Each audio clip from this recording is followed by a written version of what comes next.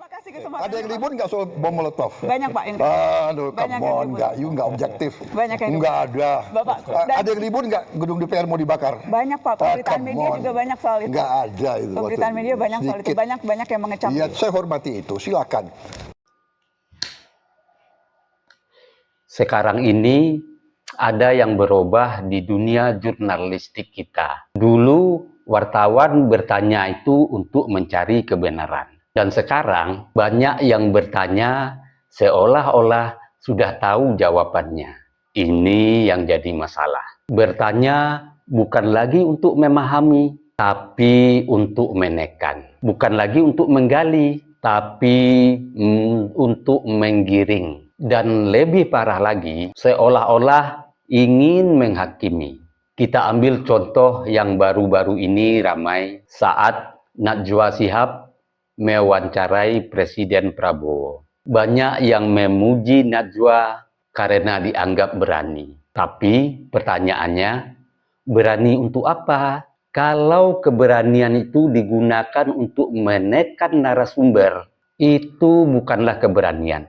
Itu adalah tekanan. Karena dalam jurnalistik yang dicari itu adalah kebenaran, bukan kemenangan dalam wawancara.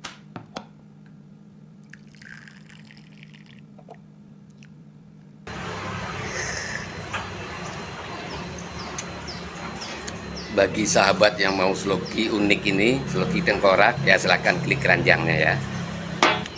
Sahabat bagi perokok tahu persis rasanya ketika dia mau menyalakan rokok di pinggir pantai atau di tanah lapang. Itu pasti banyak angin, dan untuk merokok menyalakan koreknya pasti kesulitan, pasti padam oleh tiupan angin.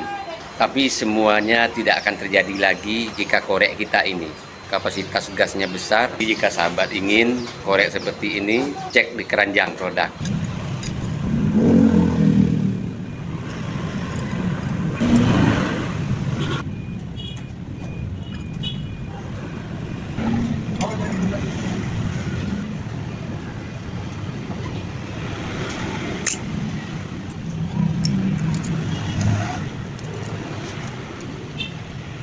Yang berkendaraan punya mobil, power bank jumper aki ini penting ada di kendaraan kita.